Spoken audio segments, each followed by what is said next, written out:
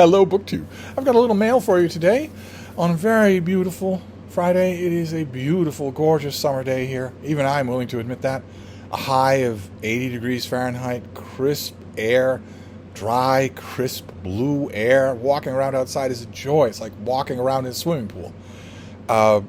As opposed to walking around in a sauna, which is coming. That's because after today, the heat just keeps going up and up and up until, as far as I can see, next Tuesday.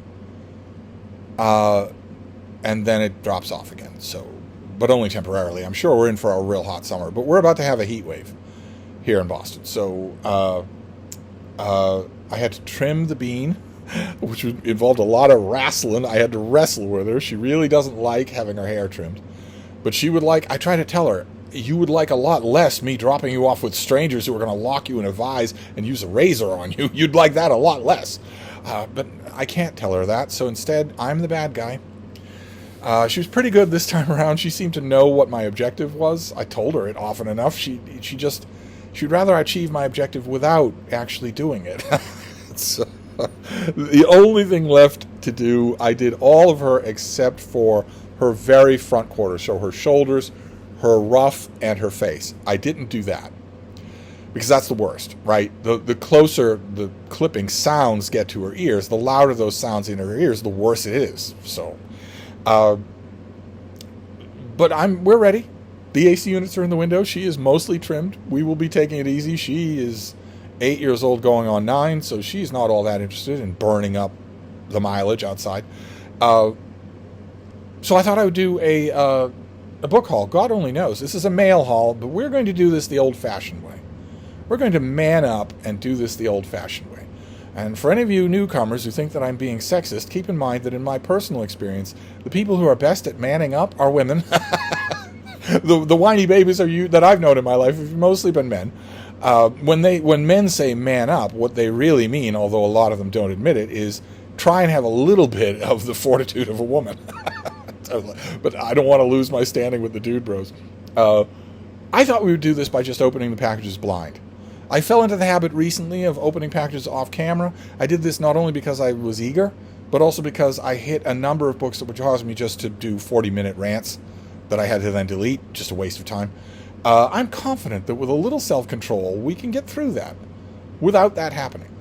This is going to be a little bit of an odd Friday for BookTube. There's going to be quite a bit of videos that I don't make today. We're not going to have the next chapter of the Claverings. We're not going to have a whole bunch of BookTube events. Sorry about that. I had to pare down to the bare essentials, but the videos that you're getting are still long and full of books, but the full plenitude will come back tomorrow or this weekend. There's a couple of reasons for that. One is that there's a little bit of sickness in the house, but the other reason is that I think that rumored research project is about to happen. I've been fretting about it on this channel for a while and sometimes thinking it's not going to happen. I think it is. I'm having a video conference tomorrow with somebody that I don't think would want one unless that is what it was. So I will keep you posted. Anyway, so we have two periodicals that I have not glanced at them at all. We have the TLS. The only thing I saw about this is that the first couple of long reviews in here are about World War II. So, and then the New Yorker, which has a cartoon on the cover that is by David Plunkett, and it is called On Parade, and it's about Donald Trump's military parade, the North Korean military-style parade that he had in front of the White House, and it is not funny. I know the cover is mocking him with he's a little baby, he's got a tiny little hand, but it's not funny. The subject isn't funny. The New Yorker's off to a bad start with me, but I'm sure the issue will revive itself. Like, what are the books coverage? Do we know? They never name the book in the table of contents. We have what we talk about when we talk about geniuses, but I have no idea what book that is. I wish we would stop paraphrasing that Raymond Carver title. But anyway, let's look at the packages and see what we have, and we're just gonna open them. We're gonna open them like we didn't have a care in the world, like we didn't worry about being canceled. We're gonna just open them like that, like we used to. Okay, so this first one is from New York Review of Books. Oh, You kidding me? Okay. All right. This is in late July. This is a reprint of The Stone Door by Leonora Carrington. With an introduction by Gabrielle Carrington, I assume is a relative. He is the firstborn son of Leonora. Okay. Leonora Carrington, ladies and gentlemen. How wonderful. Okay, long out of print.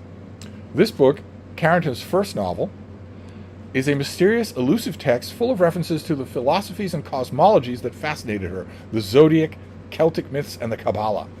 But as her son Gabriel writes in his illuminating introduction, the novel is above all else a mythical, imaginary construct all her own, containing, like her famous surrealist paintings, a dense network of hypnagogic images. Following her masterpiece, The Hearing Trumpet, and Down Below, her Memoir of Madness, and the Dorothy Project's edition of her Complete Stories, this volume continues the NYRB's mission of revitalizing the works of one of the 20th century's most eccentric artists and writers. Okay, well, there you go. So I can only hope that her debut novel has more talent than any of her paintings did, since they have none. We'll hope for a little flicker of something. But anyway, I'm sure some of you are much more Carrington fans than I am, so you'll be rejoicing to know that. That comes out in July, and we are fine. We are not needing to say food for thought. We are fine, so let's move on to the next one. This has an element of mystery, doesn't it? We don't know if we're going to dip our hand in the jar and get bitten by something, or if we're just going to have fun book after fun book. Let's get this other one out of its package. What have we got here? Some basic books. Oh, no. Oh, goodness gracious. Okay. All right, this comes out in October. This clearly does not go to me. This is going to be winging its way to the upper Midwest. This is by Roger Morehouse, and it is called Wolfpack, Inside Hitler's U-Boat War. Maybe, this is from Basic Books, maybe they've got the memo that they should simultaneously mail a copy of this to David Murphy. Let's see. Winston Churchill famously declared that the only thing which truly frightened him during World War II was the U-boat threat. Yes, it certainly wasn't the bombing threat from bombers blitzing the city, because he was perfectly willing to risk his life sitting on rooftops while that was happening. Of course, he was risking the lives of everyone he insisted be with him, too. A silent, deadly force capable of crippling Allied supply lines and strangling Britain into submission. This was for good reason. German submariners sank more than 3,000 Allied ships, accounting for nearly three-quarters of all Allied shipping losses in the war. But behind these statistics lies a lesser-known story. Naturally, I'm thinking of The Cruel Sea by Nicholas Montserrat. In this book, the author vividly brings to life a powerful new account of the Battle of the Atlantic told from the German perspective. Based on first-hand accounts, war diaries, official records, personal letters, and post-war recollections, this book offers a rare look inside the minds and missions of the U-boat crews themselves. From the eager optimism of the early happy time, when German submarines prowled the Atlantic with near impunity, to the reality of combat and eventual collapse of their campaign, the author tells the full story of the German experience with clarity and compassion. They don't deserve compassion. He captures not only the technical elements of the U-boat war, but the human cost, unimaginable conditions aboard the subs, psychological strain, and a staggering 75% death rate, the highest of any branch of the German armed forces. The German armed forces, including the U-boat ranks, were serving a genocidal monster named Adolf Hitler. 100% casualty rates would have been the merest beginning of what was owed them. Far from the portrayals in film and fiction, the U-boat war wasn't brutal. Instead, there was often respect and help given to survivors, not cruelty.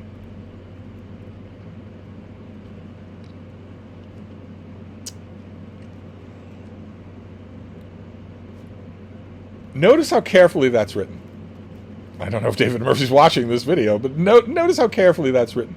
There was often respect and help given to survivors, not cruelty. Yeah. Was that respect and help given by both the Germans and the Allies? No. No, it wasn't.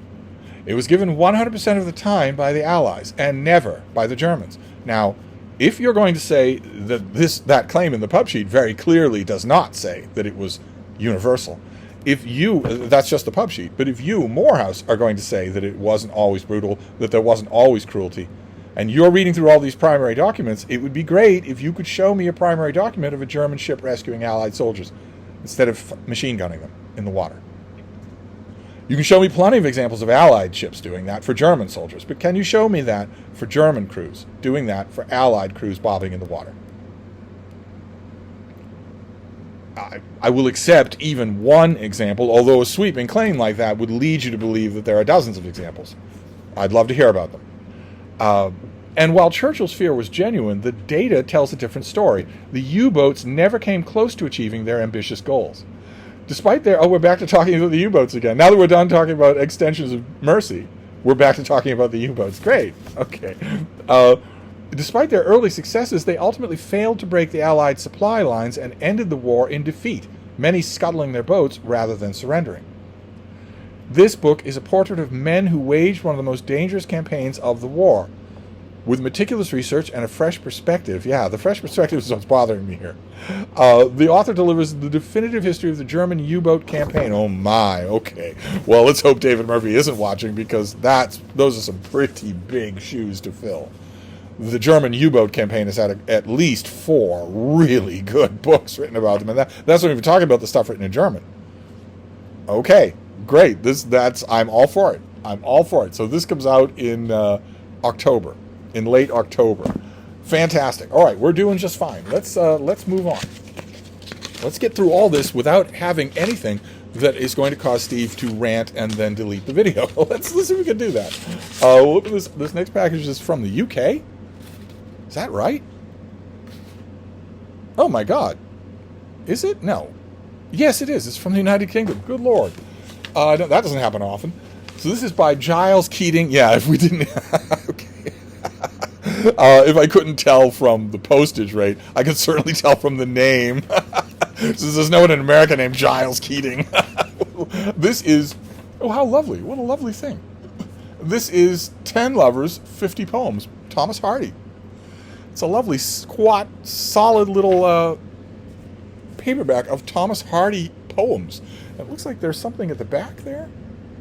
Oh boy, yes, there are very good high-definition illustrations in the back of people cosplaying from Hardy's time. How charming. How utterly charming that is. Look at that. Okay. All right, what have we got here? Yeah, this is from Athelhampton House and Gardens, so this just gets more and more British with every passing moment. I am delighted to enclose this book. It complements the 50 videos, each exploring one of Hardy's poems, now being released fortnightly on YouTube. The aim is to show the fresh, romantic side of the poet's work and make it accessible to new, wider audiences. How interesting. I wonder if I could... Will I be good enough, BookTuber, to remember to link to one of those YouTube videos? I did not know this series existed. I have known so many people who love Hardy's poetry so much. Maybe this will do it for me. The book contains the full text of 50 love poems and succinct, non-technical commentary explaining context and poetical techniques, with detailed endnotes ensuring rigor. Original research has filled significant gaps in previous work on the lives of the poet's loves, notably the Nicole sisters and Elizabeth Bishop. How wonderful. Okay, great. Fantastic. All right, so Thomas Hardy poetry. The one thing that the folks at Athelhampton House and Gardens don't tell me is when this comes out. There's no publicity date at all. So it could be out already in the UK, and I doubt it will be published in America. I very much doubt that. I don't know quite why they sent it to me, but I'm very glad they did. That's great. All right, let's move on to this next one. Are any of you fans of Thomas Hardy's poetry? I'm a fan of his novels, of course, but his poetry's never really done it for me, and I've been told many times, I'm not saying his poetry is bad, I've been told many times that I'm just wrong about that his poetry is really, really good, and I'm just missing it, and that's fine by me. I'm perfectly willing to... What on earth? Oh my God, this thing exploded. Oh my God, it's from one of you. It's a care package. Okay. Well, you're dealing with a dog person because somebody actually sent me plastic bags in these rolls. These are for doggy poop. with "I love Frida" on there. My little dog is on her chair across the way from me, and I need these plastic bags every time we go outside. I need a lot fewer of them than I needed with my Basset Hound Lucy. One of these would barely have been enough for what my little hippo did on one walk. Frida comes out with a few discreet little M&M pellets, and that's all. So one of these things will last me a week. But now I have a stockpile of them. How wonderful. So what else have we got here? What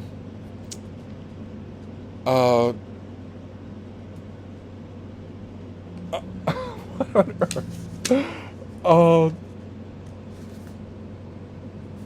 Okay, there's a card with instructions, and then this thing, whatever it is. I'll be very careful, because the instructions tell me that I'm to send this on to someone else, I guess. What is this? More doggy bags? That's great. I can use these. I really can. Oh, how wonderful. Oh, fantastic. Okay. All right. Well, inside... Sorry, this is a bit chaotic here. But that's what happens when you don't open the packages beforehand. So I've got a ton of these bags now. I've got enough to last me until the end of the year. And in addition to that, this person sent a Kindle. I've told you all that I have a friend who has a home, a very good home, for your old e-readers. And someone sent a Kindle. This is, if I remember correctly, a 7th generation Kindle. It's got the slightly recessed screen, so this is not a flat surface. It's got the older style charging port, but they sent the cord with it. How wonderful. Fantastic. Okay, well, this is a perfect opportunity for me to remind you of this, because I put out the call for e-readers, your old e-readers, provided A, that they work and hold a charge, and B, that you don't use them. Definitely don't send me anything that you actually use. I put out a call for that because a friend of mine has a good cause, a very good cause for these things. And I was going to help her by cleaning them, reformatting them, whatnot, domesticating them, make sure they work, and also maybe filling them with books. And I put out that call on my channel, and I was astounded by the generosity of the response. It was incredible. I was flooded with these things, and I was able to flood her with these things. And I was so astounded by the generosity that I stopped mentioning it. But I can still use these things, very much so, and that's wonderful. That's what this will be for. I will get it up and running, and that will be used. It will be very much used. So I feel like, the ultimate ingrate, because you've all been so generous. But if you missed the announcement the first time, if you missed the call the first time, if you have an old e-reader that works, I would be happy to get it from you. Happy. I can give it a good home. And if it's in a drawer of yours, it doesn't have a good home. So just to revive that, let's move on here. We're in the home stretch. Let's see what this next one is. Oh no, it's more David Murphy. What's going on here? I'm getting all his mail. This comes out in late July. I'm trusting that this will be sent to him since it's one of his favorite authors. This is James Holland and Al Murray. This is Victory 1945. And there you have a famous official surrender ceremony being filmed. This is May 1945. And then again in August and early September, the seemingly endless World War II was finally put to an end in 8 dramatic surrender ceremonies. 6 in Europe, and the last 2 in Japan. On the 80th anniversary of those historic events, celebrated historians and co-hosts of the popular World War II history podcast, We Have Ways of Making You Talk, Holland and Murray focus especially on the human dramas behind each surrender and relating previously untold stories and perspectives on the end of the world's most catastrophic global conflict. So far. Yeah. Great. Okay, so they have a podcast. So I guess the main question I'm going to have for this comes out in late July, and my main question is going to be, is this the podcast? Did they just make a book out of their scripts? I'm going to be a lot less interested in it if that's true. I've never listened to a podcast, so for all I know, it might be really good. I'm pretty sure that I've heard the name We Have Ways of Making You Talk before, so maybe it is renowned for being good. But there's a difference between a podcast, even research and scripts for a podcast, and a book. And if I have to, I could put my finger on some of those differences, and I'm hoping that this is not that. We shall see. I won't be the one reviewing it, so I won't have to grapple with that. Let's move on here. We'll finish up with these two last packages. They are quite big. Not heavy, but enormous in size, so it'll take a little bit of composting. Oh, great. Okay. Okay, well, this is a duplicate. This is a duplicate. We've already seen this. Happy to have another copy, but I already have a copy of this. This comes out at the beginning of July. This is Empire of the Damned by Jay Kristoff with illustrations by Bon Orthwick. So you've got end papers and also illustrations throughout. Rather classy. This is right. We got this because this is the paperback. This is the paperback release of Empire of the Damned, which finishes up this trilogy. This finishes up the story that began in Empire of the Vampire. So this is the author came out with Empire of the Vampire, and then why is the pub sheet not telling me the name of the second book? Empire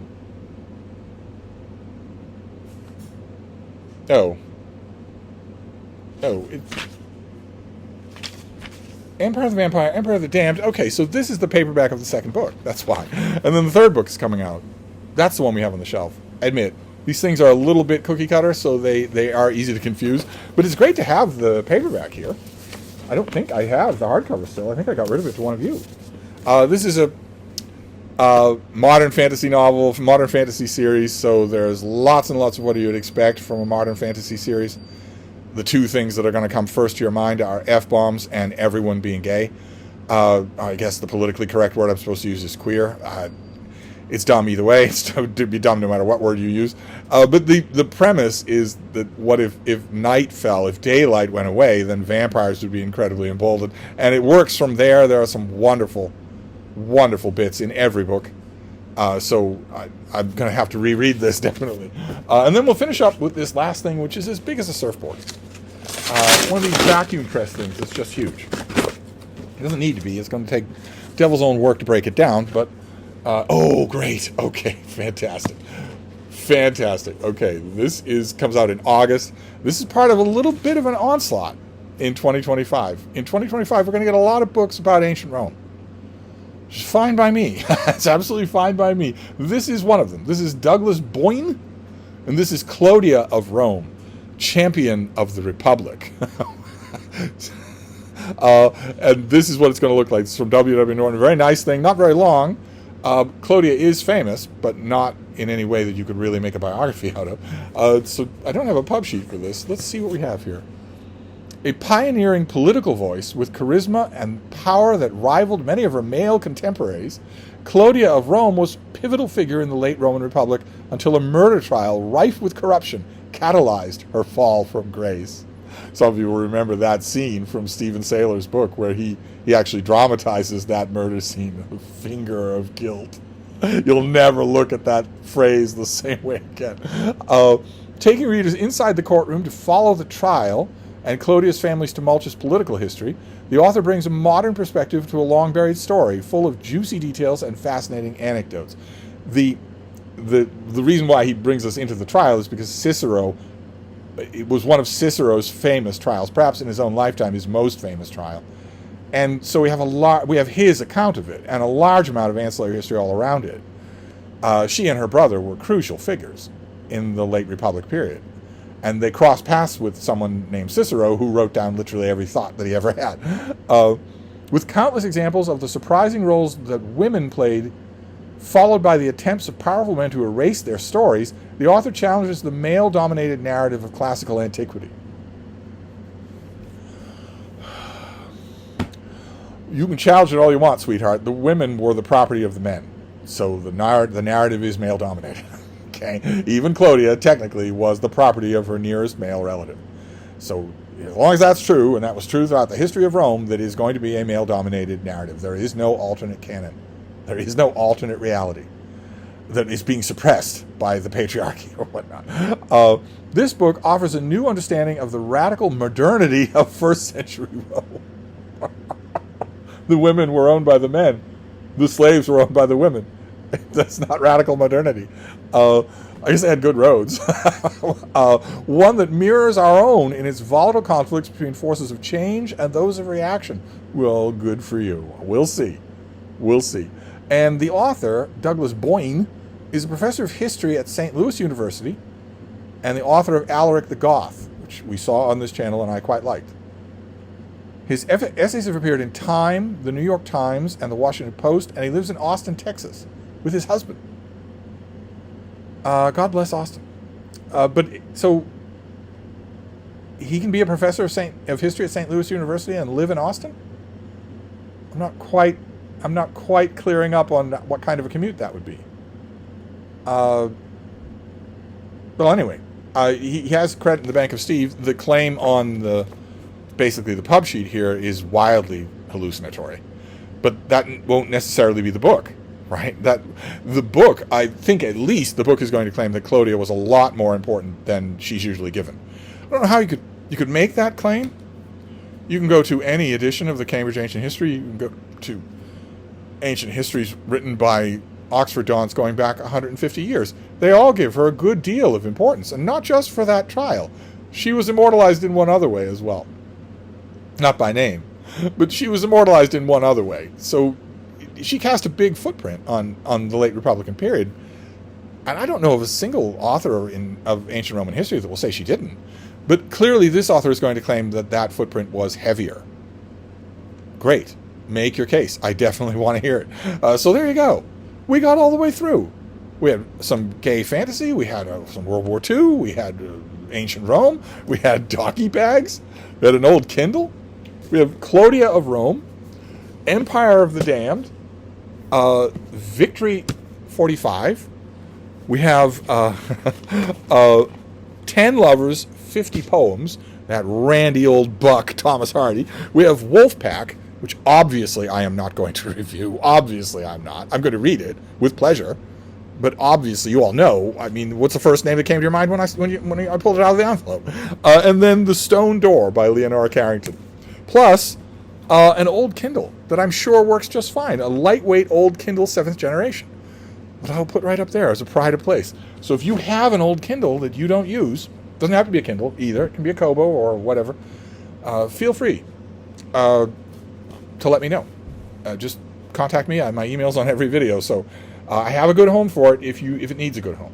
But anyway, I'm going to wrap this up. That is the mail for today. We did it the old-fashioned way and it worked. So I'll wrap this up and I will see you soon. Thank you, BookTube.